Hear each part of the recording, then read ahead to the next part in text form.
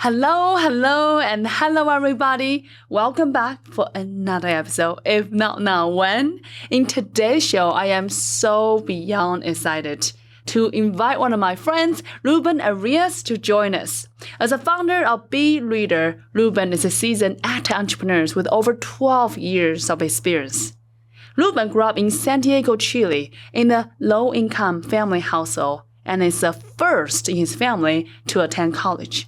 And because of that, Ruben is super passionate about transforming education and empowering students of the world to have a chance to unlock their potential through education. Today, the Beereaders have positively impacted over 500,000 of K-12 Spanish-speaking students across Latin and United States, generating substantial revenue and raised over $9 million in venture capital in the United States. With that, my friend, I am so beyond excited. Please join me to welcome Ruben to the show. Well, Ruben, thank you so much for coming join us. I'm so beyond excited. Me too. Thank you for having me. It's always nice being surrounded by friends. Oh, what an honor. So tell us, Ruben, how does all the magic begin for you? Wow. So that's how you're starting the okay. I don't know. I don't know if I would call it magic to begin with. I think it's all about hard work, committing to yourself, having purpose in life, identifying what makes you happy, what doesn't make you happy. So how do you do that? Grew up in San Diego, Chile. I've been very lucky about it, I think. Mm-hmm. I have very nice role models in my life.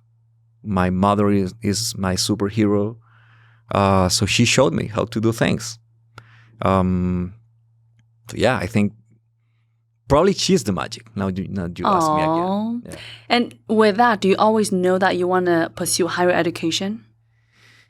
Yes. She taught me to read when I was 3. Mm. So clearly she had some intentions with me. She wanted to maximize my potential, I think. She always made sure that I had the chances to succeed in life, basically. And just so give us some context, right? You grew up in a low-income family. No one in the family went above for any education. So I was the first person in my family going to higher education. So I'm, to some extent, probably fulfilling dreams from my grandparents, my parents as well. And is always what you wanted to do when you were little? I was always the best student. Because my mom always told me, hey, this is the only job you have in your life. I will take care of everything else. You just make sure to be a good student. And I'm very competitive, so I didn't take the good as my best chance. I wanted to do better than that. So, what does that mean to be great? Not just good, but great. What does that mean for you? I wanted to excel in everything. I wanted to truly be the best student. I wanted to learn as much as I could. I wanted to be the best prepared student in class always, no matter the subject. Why? I wanted to be, because I loved learning from ever, and I love learning today as well. So it was, to some extent, intuitive. I always saw, even though my family didn't have higher education, I always saw them studying and reading, whatever. That doesn't matter, which is not that common probably in Latin America, at least in my social economical class. It was not that common. And that's something that I kind of took it for granted. It was, this is how life should be. That was normal to me. People reading all the time, learning about and discussing about different topics, not just news, but other topics as well. I think that I come from a family that probably didn't go to college, but were always learners, and that's part of my inspiration as well. So it was easy. It was natural to me. I love that. I think we are connecting on the growth mindset that when we first met. And I just have such an admiration to you and the path you walked on and how you truly become an inspiration in the family and generation to come. So with that, tell us what's next for you after you pursue your college, and what's next for you? You mean nowadays, or what happened next? Yeah, by the time, yeah. And okay. what do you know how do you know what you want to be growing Yeah. up? So one day I was like 10, 11, and I met this guy. And he was an engineer. And he was describing in front of other people what his normal day looked like at work. And to me, it was so fascinating. He was describing management. He was describing optimization and processes. And I was just 10, 11. I didn't understand, of course, everything that he was saying. But the way he was speaking was so compelling and inspiring that I said, oh, I want to be like him one day. And it happened very easily to me. I learned a little bit more about his career. I read some articles about it. And I talked to one of my teachers at school. And yeah, it was like a no-brainer. Decision made immediately. I want to be an engineer. Engineer, okay. Yeah, I want to be an engineer. And I knew it from day one. And it was the right choice, of course. I loved every single second of my student life in college. Always thinking of, again, not just getting a certain type of knowledge, but also the experience. That was something that captivated my mind. I had great professors, people that were always incentivizing us to not just to learn more for the sake of the next test you had to pass, but trying to identify your purpose as well. So to give you an example, I was so frustrated with some things in my faculty, things that were not working, minor things. And I thought, if I was going to, if I attended another college, this problem couldn't be here. I'm pretty sure they are far along in this process. These guys here are a new university because it was a university. And I was complaining with another student. And this professor, physics professor, heard me out.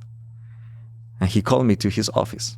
And he said, hey, if you want to go there, this other university, go there. But be aware, you'll be one out of 100 other students, just like you, talented, committed, just as you are. So there, you're not going to make any difference. But if you stay here and if you decide to stay, you're going to help this university to become the greatest university ever, because the mindset you have is what we need. So he screwed me up. He forced me to stay without playing any games. He was just pulling the right string with me. He pushed the button, the motivation button, in a way that never happened to me before. I stayed, clearly. And I helped to make the university a little better, I think. Wow. Yeah. So where is the magic there? I don't know. But it just happened to me. So probably, yeah, as you call it, universe is doing magic things sometimes. You just need to hear it. It's like activate your superpower. It's like speaking to your heart about what do you want and what matters to you, and allow you to really step into a bigger version of yourself. Clearly. Yes. So tell us what happened after that. How does it connect to Beereaders? Yeah. So my friends started to graduate. We are approaching the end of the career. And by the way, engineering in Chile is 5-6 years, not like here. So it's clearly way tougher. I would take 5 years to graduate too. Okay. So. But there is the normal duration of the career. Oh, okay. It's what it lasts. Whatever. So I was in year 5 or something like that, and my older friends were graduating, and they went to work for big companies, very successful international companies.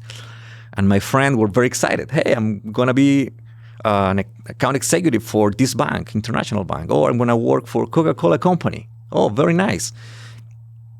A month after they started working, their faces were not the same. They were not as excited as they used to be. Why? Well, there are other 100 employees just like me. My boss barely knows my name. I feel like a number in a huge spreadsheet, and that's what I am. It's like I could miss the entire week at work and nobody would notice. Wow. So that created a big impact in my perception, because I had the same mindset. Hey, I want to go and work for the largest airline company in Chile, which was my admiration. I wanted to work for them. And after hearing that, I said, probably this is another sign from the universe. I don't want to be like that. I want to do something different. And then something mysterious happened. This was 2009, 2008, Latin America. So nobody was talking about Y Combinator or Silicon Valley or innovation whatsoever or venture capital whatsoever. But I had the chance to attend this conference where the top business school in Chile put together a group of experts talking about innovation and this new concept, startups. And I was so fascinated with the concept. I fell in love. And I said, dang, this sounds like me. Okay, but I don't have any business idea. I don't come from a family with a business background at all. But I'm a learner. I can learn. So little by little, I started connecting some dots. I learned that education was a big thing. One of my dreams in the back of my mind was, hey, when I become rich and famous, I will start a school for poor kids. That was one of my dreams.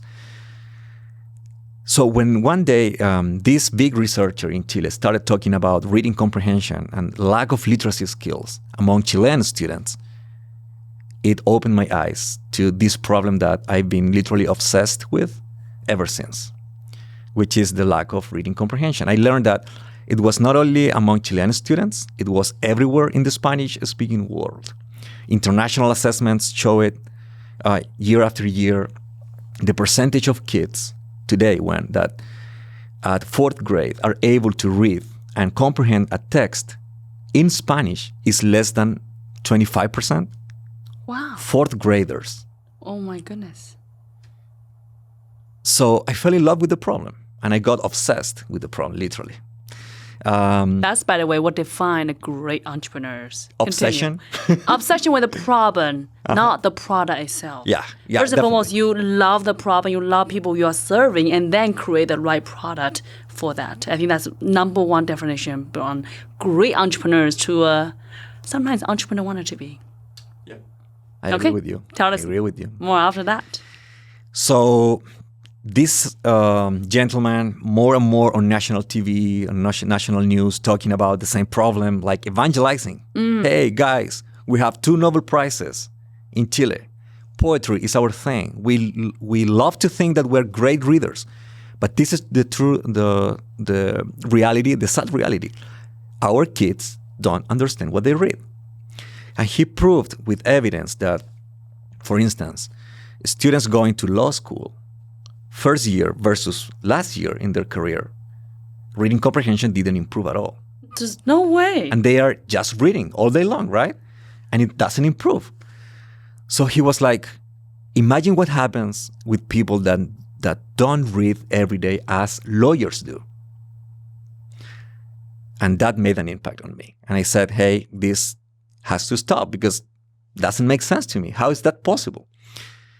I made my homework. I talked to a bunch of experts.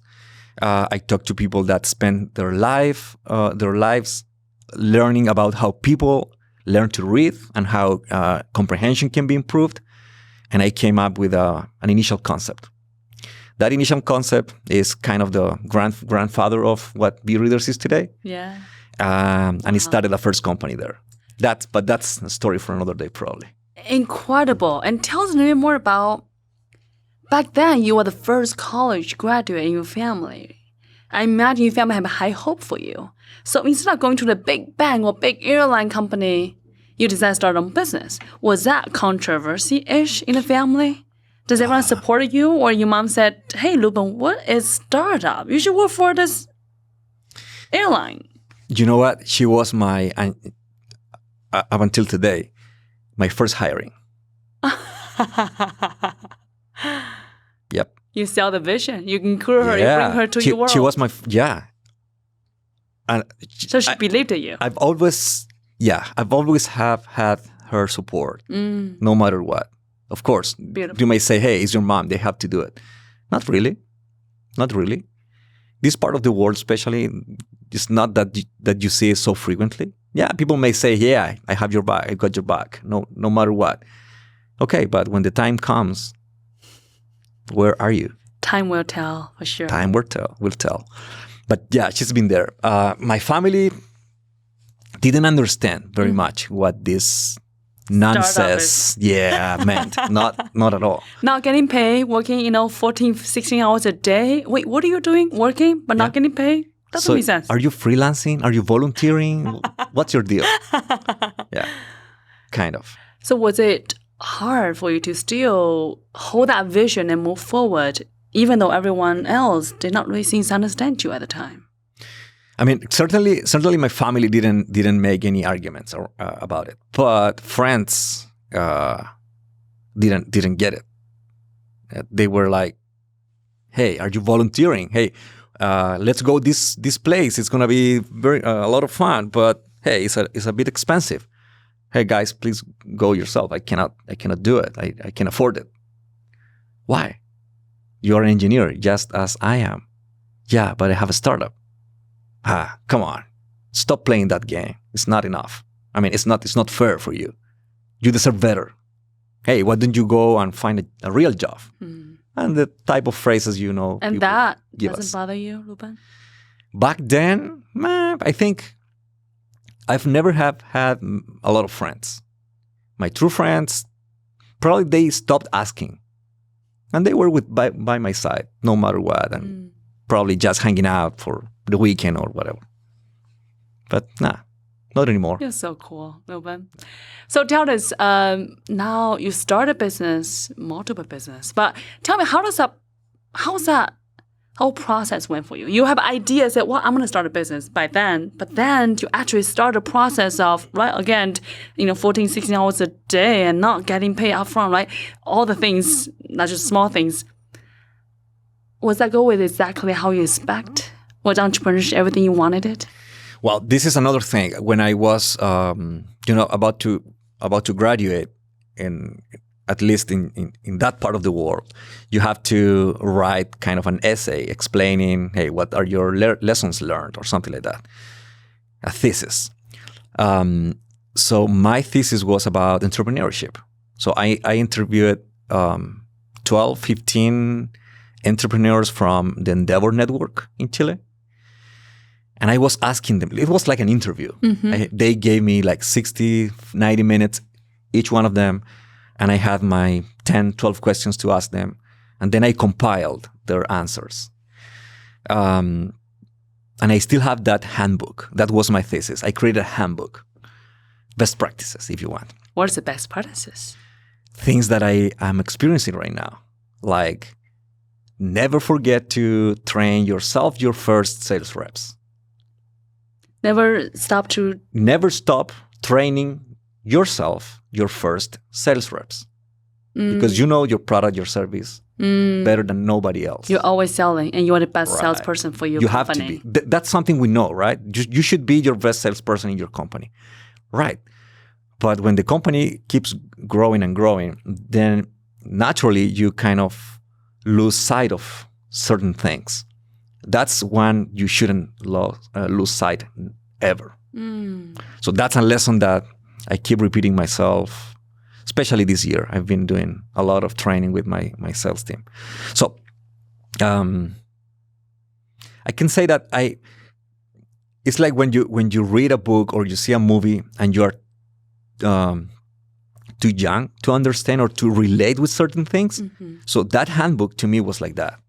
I was like, oh, these lessons are so fascinating. I love them. Yeah, but what the hell should I do with them? I have no company to put this in practice. Now, with perspective, I can see that was very valuable. And hopefully it's going to be shared by more and more people that can actually take a benefit from what I wrote 12, 13, 15 years ago almost. You should publish it. I should, right? I think so. Well, this never should. Just do whatever calls your heart forward. But back to you. Is entrepreneurship everything you expect? given you had a handbook and you start the idea, the business, was it aligned with your expectation? When they surprise you? You know, when it comes to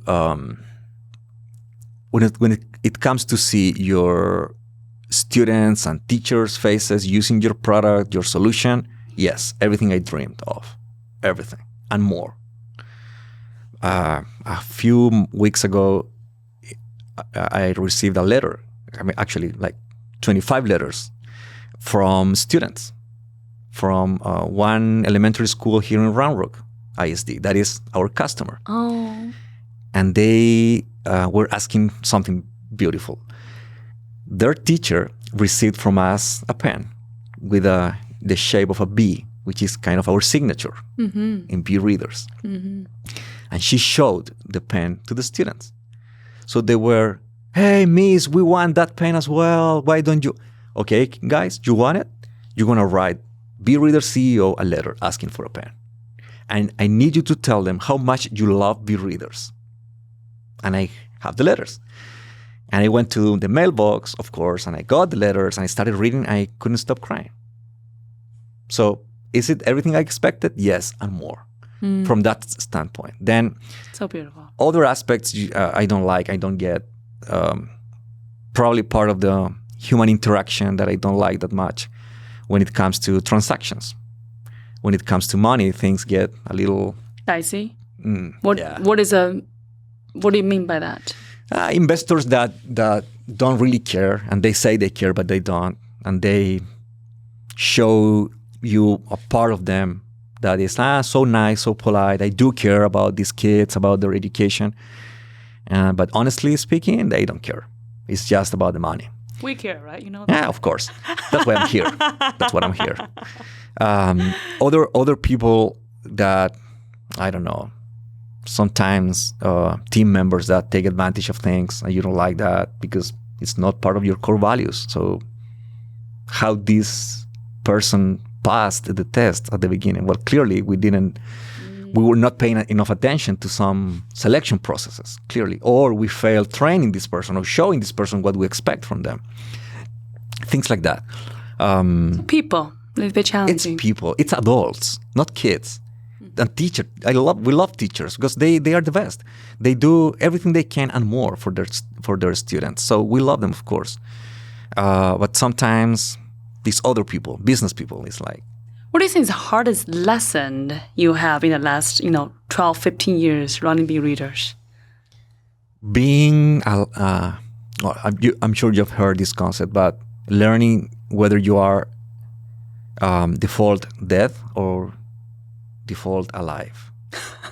That's elaborate, please. Okay, so how do you know if you are default dead? The company seems to be okay, but if you dig deeper into financials, the company's dead because it's just burning a lot of cash. It's not healthy. It loses customers faster than it gets new customers. So basically, it's a matter of time. You're going to be dead. On the other hand, default alive means no matter what happens, your business is sustainable. You don't depend on the next raise of capital. That's one of my favorite lessons. And I'm working to become default alive, of course. I love that concept. Because essentially, self-sustain that customers bring the full momentum rather than depends on next raise. Yeah, especially in this environment. It's so hard to raise these days.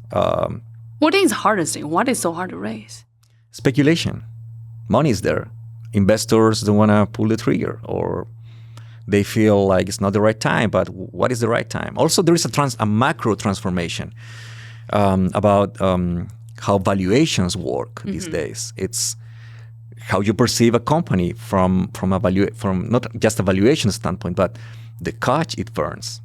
Is it overspending? Is it spending to grow no matter what? Does this company actually have an exit strategy? Do you have an exit strategy? I think so. To just make world better place, never exit, or actually have an exit strategy? Because I can totally see that in you, Ruben. Well, if it's not this company, I'm going to be doing something else for sure. Always entrepreneur? I think so. Once entrepreneur, always entrepreneur. When you have that itch, when you have that, you taste that flavor, you could not really not let it go, right? It's part of it. I'm The zest. I just love starting things from scratch. What do you like about it? Uncertainty. You like uncertainty. Yeah. You know how many people just... I know. Most of people. I know. But you liked it. I like the way life can surprise you in some ways. What has life surprised you this year? Or last 5 years? By the way, since we met 5 years ago, let's talk about it for a second. Surprises? Well, you are a surprise. You were a surprise to me. How? Well, So there's a why. I tried to grow my company in Latin America for 9 years, straight 9 years. Mm-hmm. In the first 6 months here, in the first 6 months in 2020, my first 6 months in the US, I did and accomplished more than I accomplished in the past 9 years combined. Period. That's my statement. Why? Meeting people that truly want to help you yourself.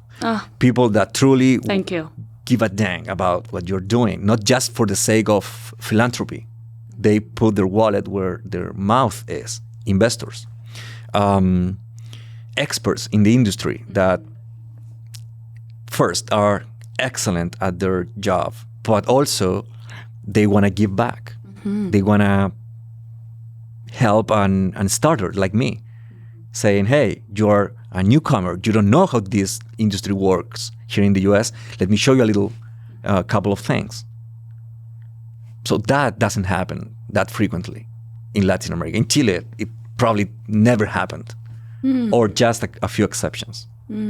So coming here was a total surprise. I mean, it was not that I didn't expect that my business was going to grow faster, but I didn't expect the amount of attention, the amount of people really wanted to support me. And my company. Ruben, really, the moment I met you, I just know you are someone that just so focused. You have the fire in your eyes that just so inspired. I light up the room when you enter. And I know this is not just a business, a company for you. This is a life work, a mission for you. And for that reason, I know that no matter what, you're going to be succeed regarding really empowering and supporting those students of the world, having the opportunity to really, seeking, their own potential and the next level of their life. So for that reason, I'm speaking for myself, but I also know that that passion was so inviting there for everyone around you, and you can see that sense that I want to support you. And I think that's one of your superpowers. Thank you. Well, we've talked about this before, so you know what I think. For the people listening to this, it's admiration, it's gratitude. It's all about having a network of friends and advisors and mentors, a springboard that can help you to, jump higher and fly better, finally. Do you remember that 4 hours whiteboarding session we had? Every single day. That was so cool. It's something that I've done with my team after you showed me the methodology. It's like getting to the deepest part of your brain and your soul and your heart. That's so exciting. Why we do this, guys? Why are we doing this? Why are we on this? Without the why, what never matters. Nothing happened. Yep. That's probably the magic that you were asking. Yeah. I love it. And you're speaking about coming here, right? So for the context of others. So 5 years ago, Ruben bring the business from Chile now to Austin. Now really it's an international company. Now speaking for entrepreneurs who are listening, who are maybe also thinking bring their business in US, in the global stage, I'm curious, do you have any thoughts or best practices you can share? Yeah, I would say come visit first.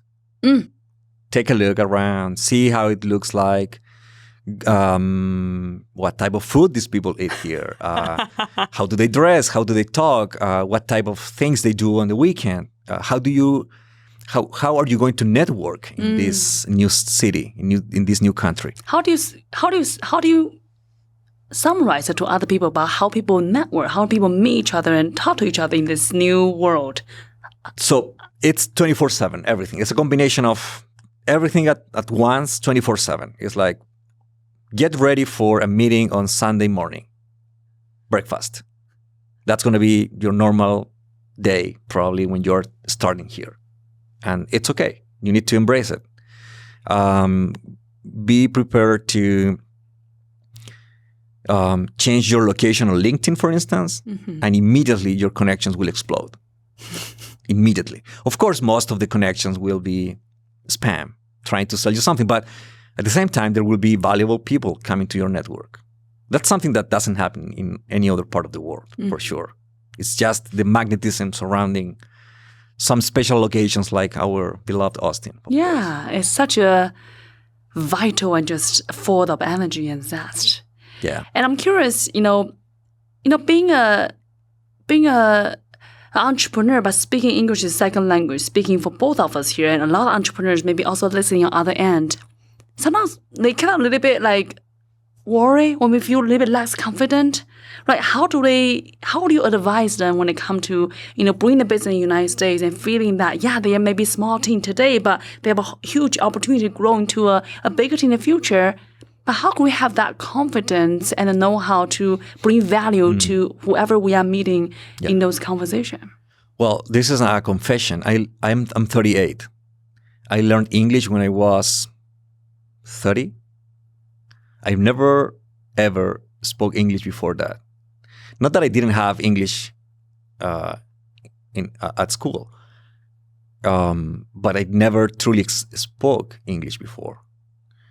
So when I came here, of course, I was super nervous. I was like, is these people going to really understand what I'm saying? Is my accent a problem? Is it going to be like a deal breaker when I'm negotiating something? So what I did was getting ready for it. I was paying attention to how people speak. I was paying attention to, and I do it today. I have to. I kind of make sure that in my mind the phrase sounds okay, and then okay, mouth, do your thing.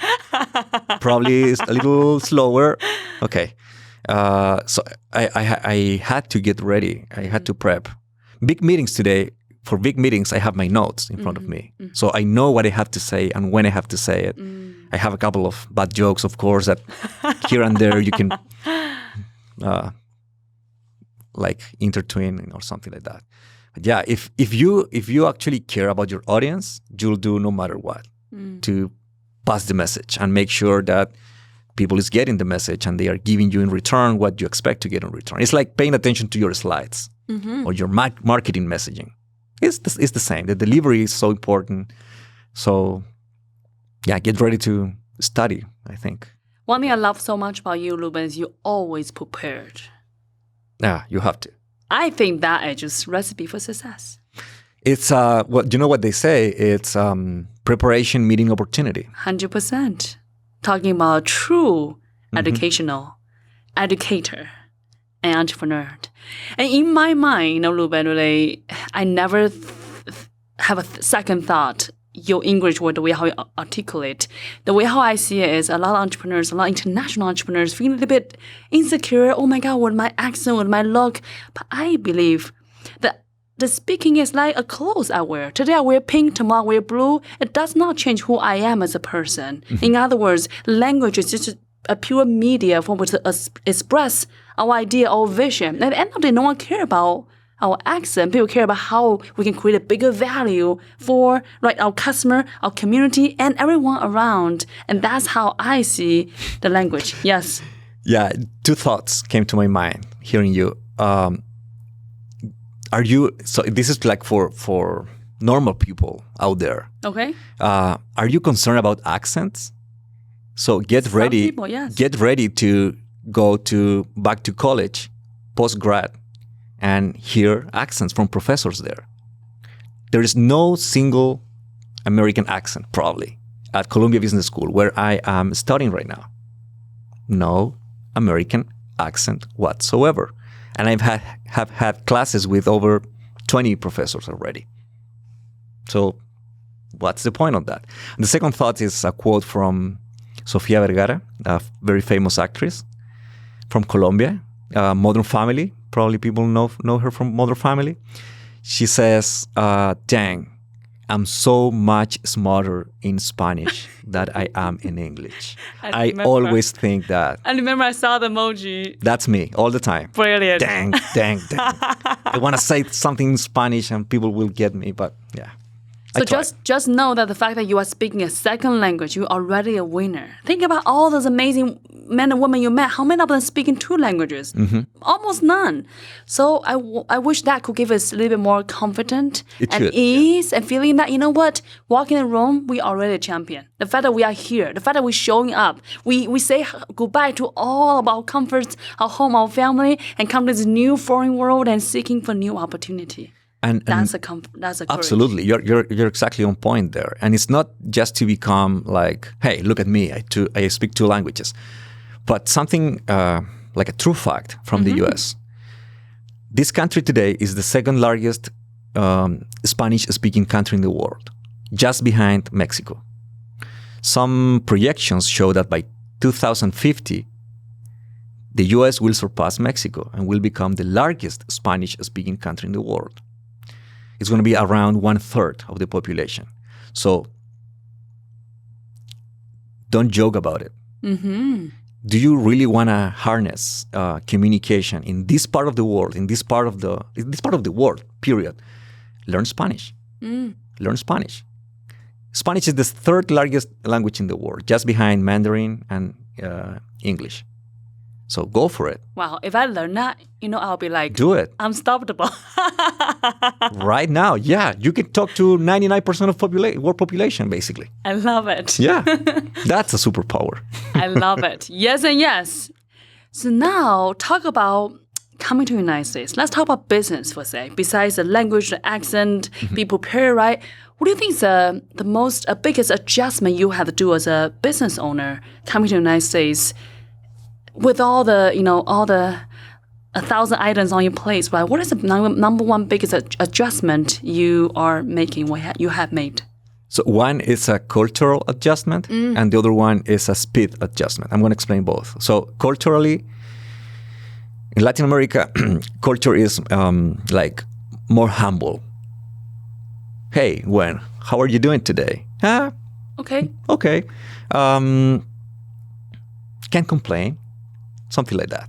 There is like, we want to over-explain all the time. Why? Because we really care about it. And we are going to show you how I really feel. Here, people don't care.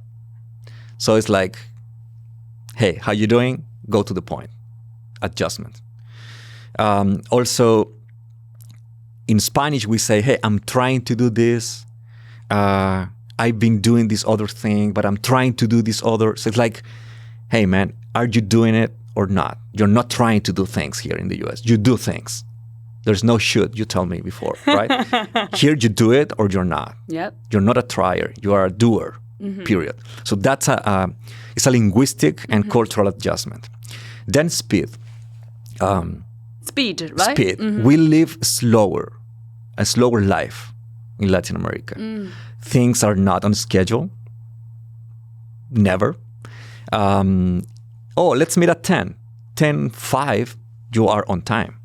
10:10, not a problem. 10:30, okay, give me a call. That's how it works there. Here it's not. Not that I like the way we do it there. I'd rather this system much better. But it's how it is. Then structure. Okay, we have a 30 minutes meeting. People in front of you would expect you to give them an agenda. And you outline how the meeting is going to go. So first, 30 seconds intro. So 10 seconds to say who you are, what you want. 20 seconds the other person, and then outline of the agenda.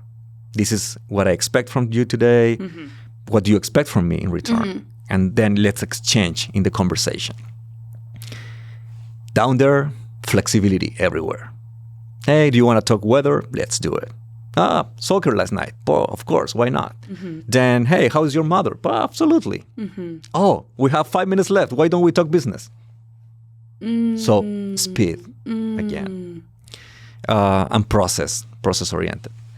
Those two big adjustments, I think, I have to do. Let's talk about building relationships in US. Talk about building connections. How do you gonna advise other international founders go about that? Probably the same way I would advise someone that wants to increase their network, not for business purposes, but in general. Here it's plenty of opportunities. Every single week, you'll find at least one relevant event somewhere. Vertical to your industry or to your special need. Recruiting needs, go for it. There is 10,000 of events nationwide. So it's not about just the opportunity. It's about how are you going to connect with that people. So my recipe is always leading with values. Explain, yeah. So it's not just what I can get from that person. It's if I'm actually going to get connected to that person. Why or how? Well, my core value is social justice and loyalty. So is this person going to be loyal and fair with me, with the relationship that I want to establish here? Yes or no? Because saying hello, passing business cards, or sharing a connection on LinkedIn is very easy. Everybody can do that. But if you are expecting to get like a long-lasting relationship where you can exchange value, then you need to be aware of what this person's values are. That's how I do it. That's how I met in my investors, for instance. I made sure that we were able to share a beer or a conversation. Like, what if we had to drive from Austin to El Paso? You know, it's like 9 hours, more or less. Oh, wow. Okay. So what if we have to drive, you and me, and I'm planning to have you as my investor. Can we spend the travel there, the trip there, without the radio on, just talking?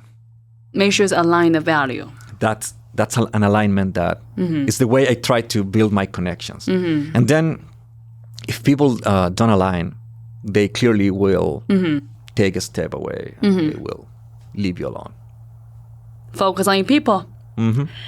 Let's talk about investment. As an international founder, is it a myth that U.S. investors don't invest international founders or international business? Explain that to us. It is a myth, partially. Okay, so what is truth in your experience? It's they are learning more and more about international companies, especially Latin America. I can talk about Latin America. They're learning. Before it was, a big market. 500 million people, more or less. But we don't know how to do business there. We tried. We don't like corruption. It's so far away, blah, blah, blah. Now they know more, especially in my industry, in education. They know way more.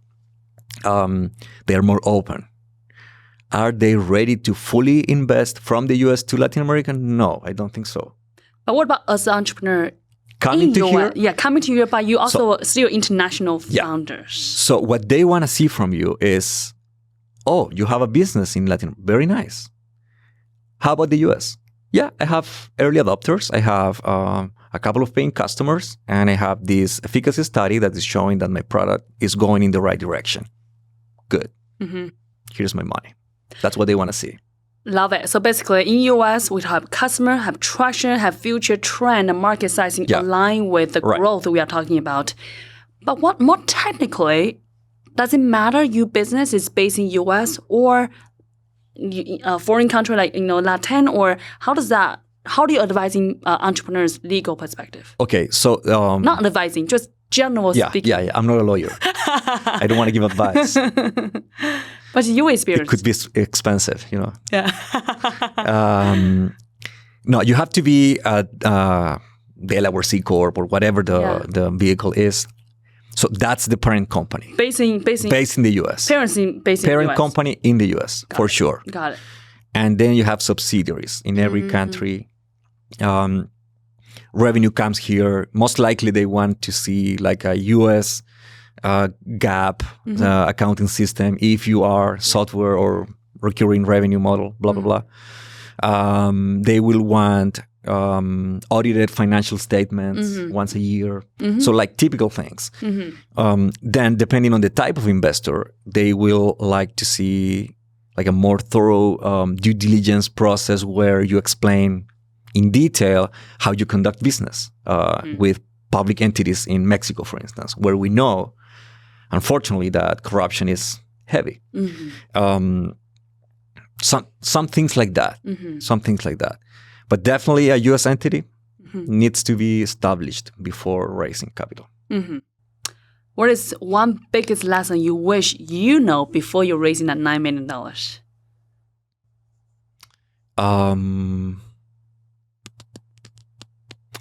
Legal fees. Legal fees. Legal fees. Okay. And it makes a world of difference. Who is your legal advisor? So, of course, at the beginning, no entrepreneur has a lot of money to spend on lawyers. We want to spend money on something like add true value to the business, right?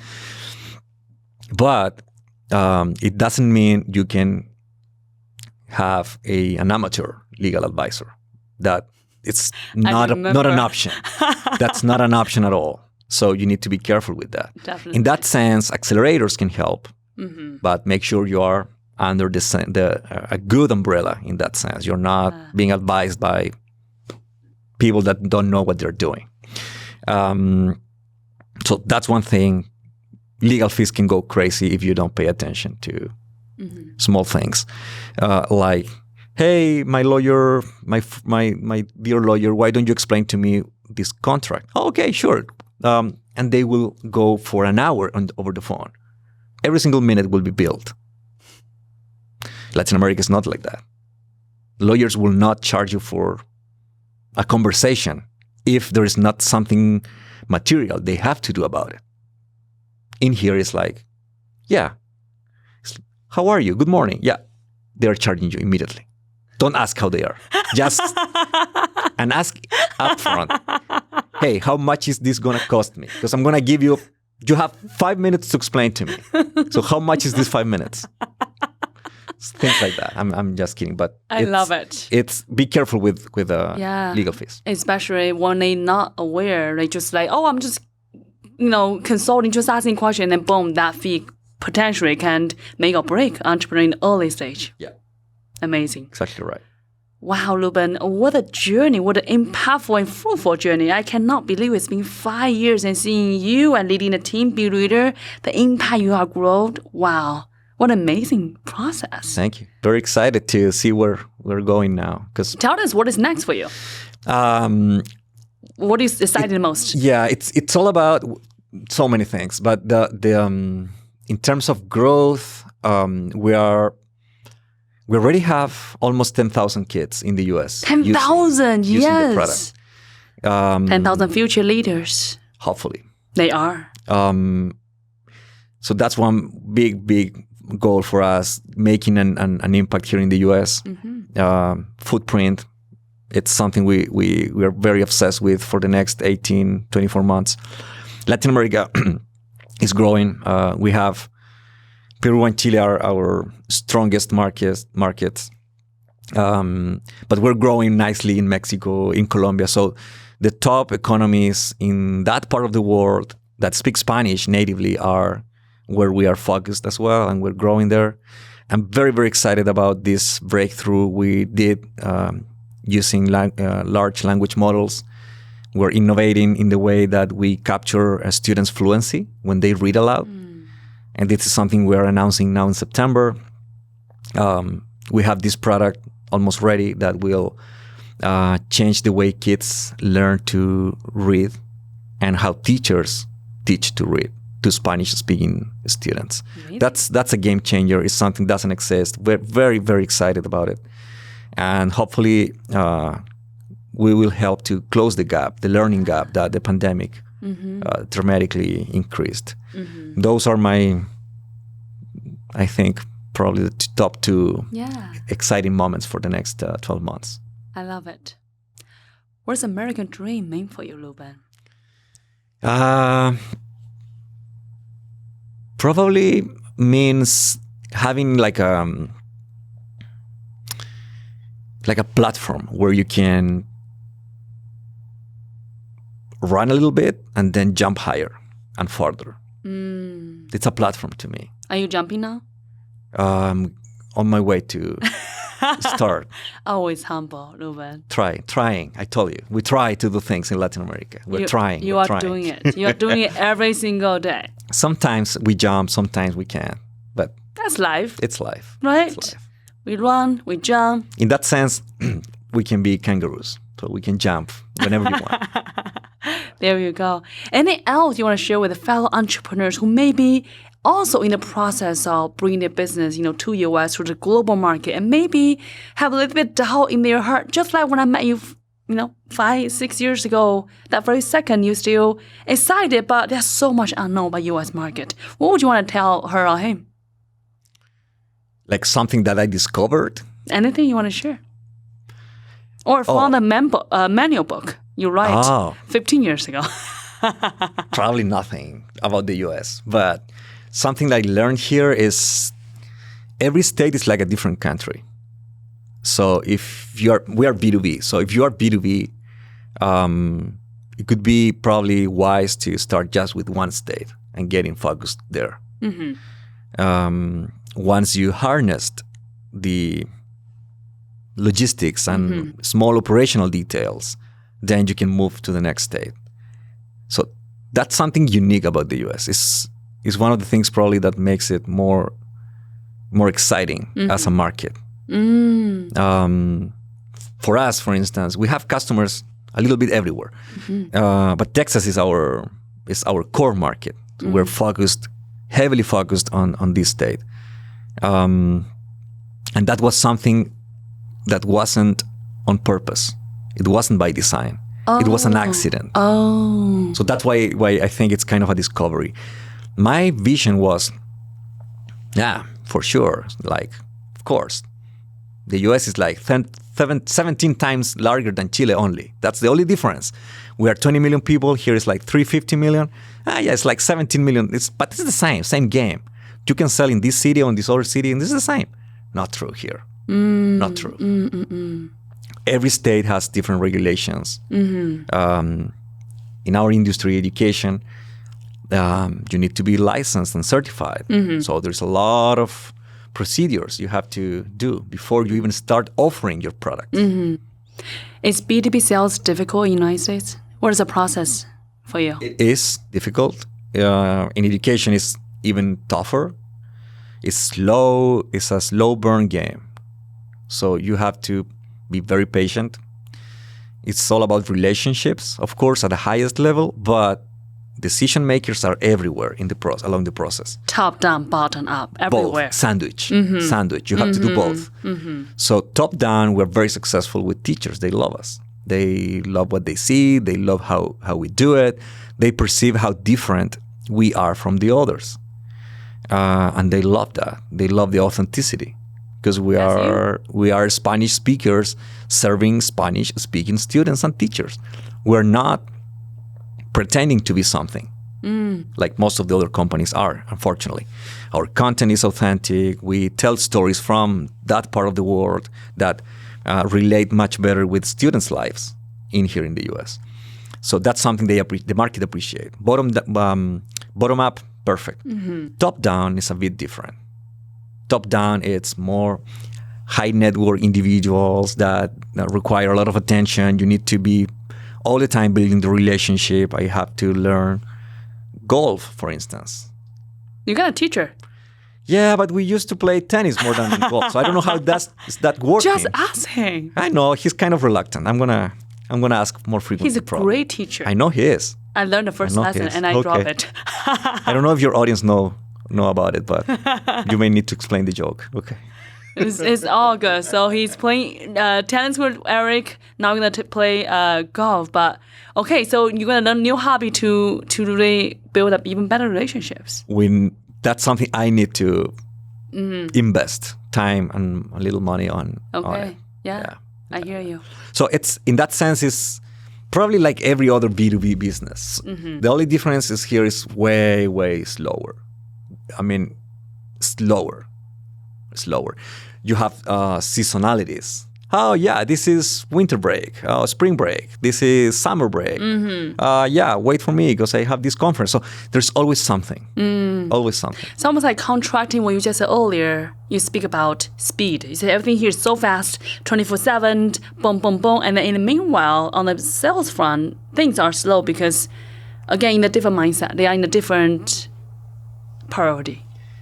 But I love that decision makers are so well informed. They do their homework. They come to you with relevant questions. So every single customer so far has at least gave us one big lesson. What do you think is your biggest secret for your success, Ruben? What is your superpower? Persistence, I think.